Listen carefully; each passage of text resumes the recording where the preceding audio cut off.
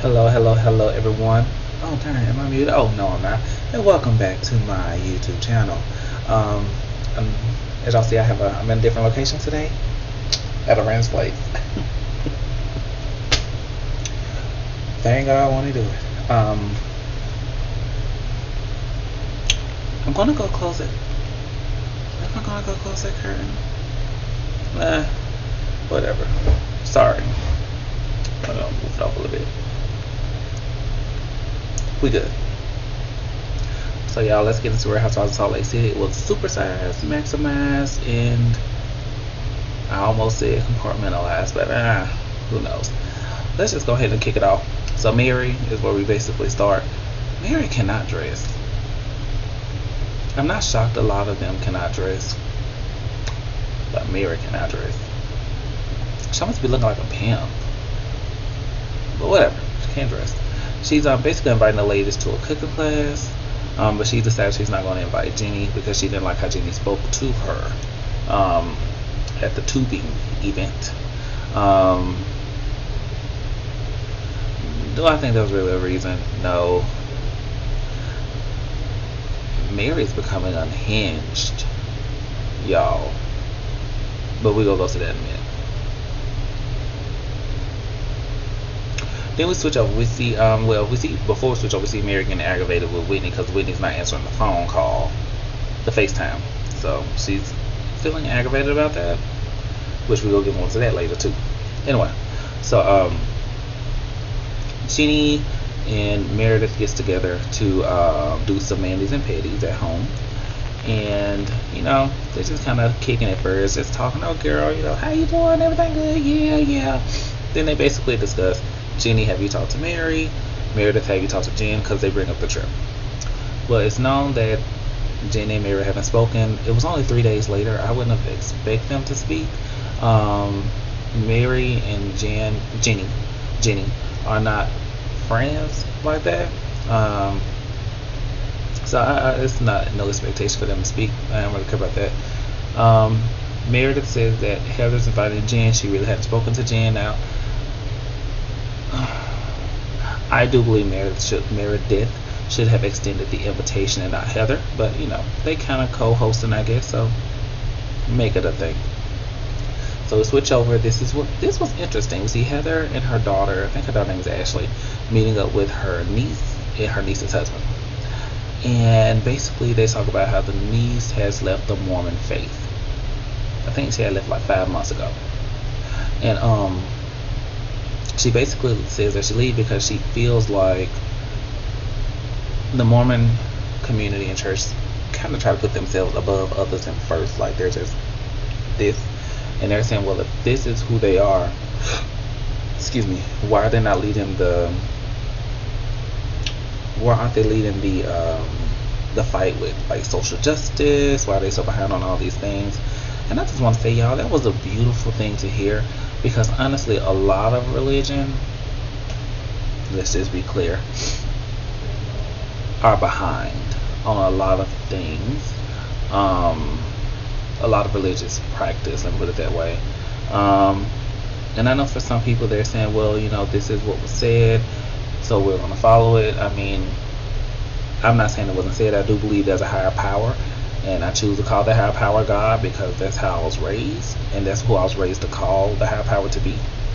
But I do have a question, because man wrote the book. Who's to say that they were fully honest? I'm not sure, but we just go keep it moving.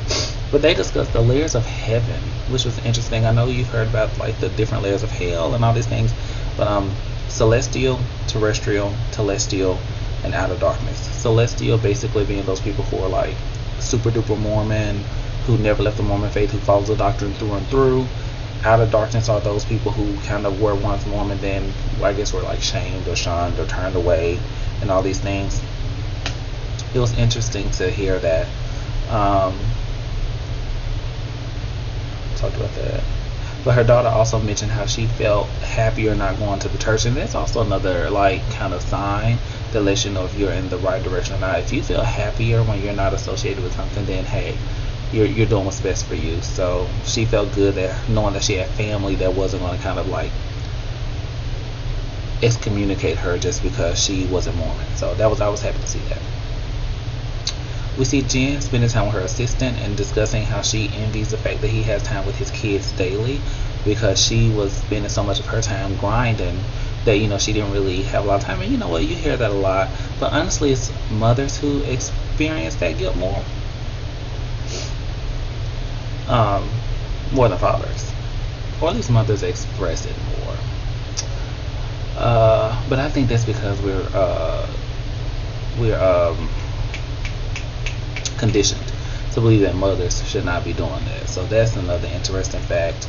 But it's a condition that you got to break yourself from, because if it was a man out there grinding like that, people don't care. But it's because she's a mother and she's grinding that way, then it's like, oh wait, you got kids, you shouldn't be doing that type of stuff. So she has to deal with that as well. So I'm here for Jen on this journey. It sounds like, it looks as if she's doing so good right now, on her journey, just to be honest. And then we see that she was saying that her son is starting to come to her more now. He's talking to her more because she's making time. She's choosing to make time for her kids, which is a good thing. Then they switch us over to Mary's cooking class. The napkins were laid out with everyone's name in Italian. I thought that was beautiful. The setup was gorgeous, but Mary, there's a way to be particular and not rude. I feel like I know how to do that. Some people don't like being told what to do, but just honestly, I feel like she's being very rude with how she speaks to people. It's okay to say, oh, is it okay if we move the forks around, because from what I know, that this fork goes right here, is that okay? Like, that's different than just saying, yeah, this fork is wrong here, so you just need to move that there. Yeah. You don't talk to people like that, and I feel like that's what Mary did and does. So Jen shows up first, looks phenomenal. Jen always looks great, looks absolutely amazing. So Jen is looking great. She's the first one to show up. I don't know who that is calling me. I'll call them back. Meredith comes next. She's looking good, and we found out that Mary sent Whitney a different invitation, because she said that she called Whitney. Whitney never called her back. Whitney never texted her. This is what Mary said. So she sent her a wrong invitation, purposefully. Now, at first I was on Mary's side with that piece. I was like, you know what? Yep. Go ahead, girl. Just shoot us something. I didn't think it was that big of a deal, but okay, cool, whatever. But then later on, we found out that Whitney said she actually called Mary back 2 hours later, and Mary just didn't answer the phone. So Mary, see, you can't be doing all this stuff. But anyway, but Mary she continuously trying to talk in this Italian, with Italian, and it was knocking my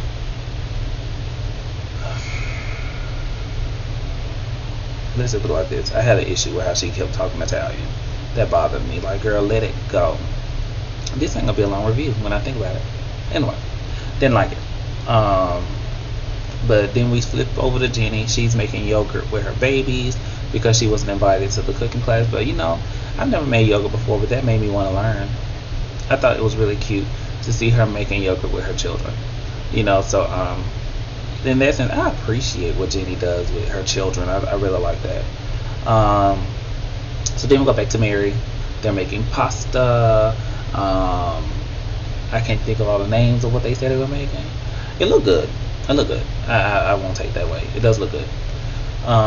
So they're making everything. Mary done cracked a little joke. Which I don't even think it was in her mind. I don't think it was a joke. I think she was for real. If you beat it fast, doesn't make it hard. Stiff. Heather was like, that was a good joke, Mary. I'm like, yes, girl, because if you beat it hard, doesn't make beat it fast. If you beat it fast, doesn't make it stiff. Depends on who you're talking to. But anyway, so they sit at the table. They done cut up the little tomatoes. They sit at the table, and Jen asks about the event. How was the event? Lisa said the event was about her kids and that there will be more events. But she keeps saying that her children made the list. So I think Jen handled herself well here, and she so eloquently put it. It's not about the fact that it was your children's event. It's about the fact that you just told me that Whitney did this to me. You asked me how I felt about it, just for Whitney to be the one that got invited. But we kind of found out that Whitney, because Jen asked about the product. Whitney was like, we didn't send no product, but he purchased product. I ain't mad at it. He purchased a product. Let him have it. So Lisa, again, just a failed attempt for you. And she's almost said, well, thank you for clarifying because we didn't know that. Lisa, Lisa, Lisa, Lisa, Lisa, Lisa. But then Meredith attempts to try to cover for Lisa, saying, well, every event isn't for everybody. It's not about that. It's the principle of how you try to make me feel bad about someone just to turn around and invite that said someone to an event that you know would have been really, good for me to attend. And you sit there and you try to say it's your children who made that decision. No, ma'am. But then anyway, Mary and Whitney start getting into it because they asked about Jenny. Jen was telling Mary, you ain't got to worry about it, I got you. And Whitney's trying to explain to Mary what Jen was saying.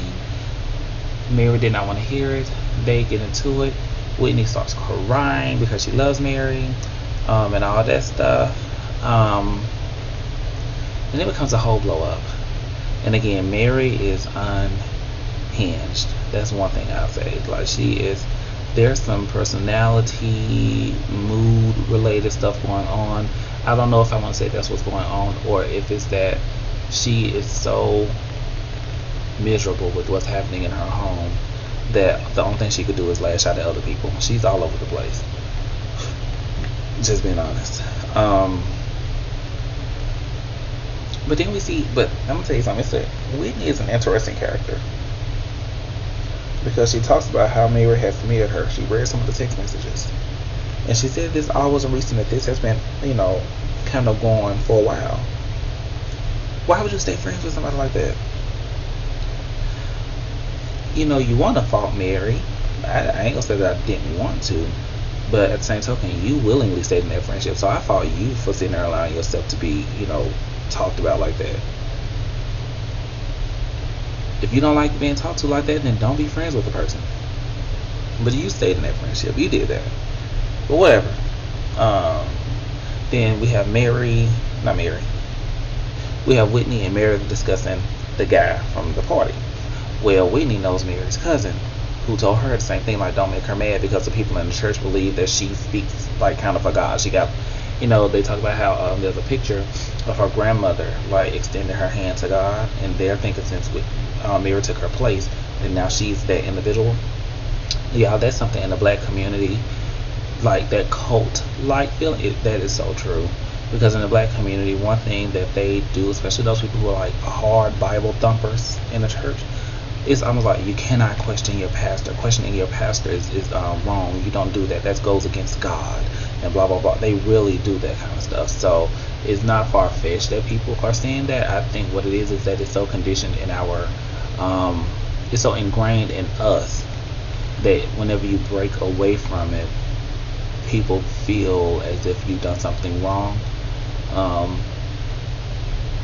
And I think us who break away, we look at others kind of like, why haven't you? Like, do you see how wrong they are? But we can't control people. But yeah, no, I don't disagree. I believe highly that felt more like cult-ish from her. But yeah, Whitney says that the congregation believes Mary to have the power of God. So anyway, they go back to the table, try to talk it out. Mary said, we're not friends. Whitney was like, okay, gloves off. So this is going to be interesting. Anyway, so they're packing up to go on to this trip. I think it's nice that they have a luggage car. We found out Mary's not riding with them. Then we found out that Jen gets a call from her husband, from what she says, and says that there's internal bleeding. And the police shows up 12 minutes after and are looking for her. Do I believe that her husband or a family member or a hospital called? I don't know. I'm not one of those people that like to say, oh, she's lying, because it's possible. I haven't seen anything to say her husband didn't have internal bleeding, but I don't know. The Homeland Security said they wanted to ask her questions. So we will see how this unfolds. But yeah, that was Real Housewives of Salt Lake City. Please like, comment, subscribe, hit the notification bell, and share this video. I feel like it's about to become a little bit more interesting now, and we'll see where it goes. But with that being said, good people, I will see y'all next time, and thank y'all for being here with me. Bye bye.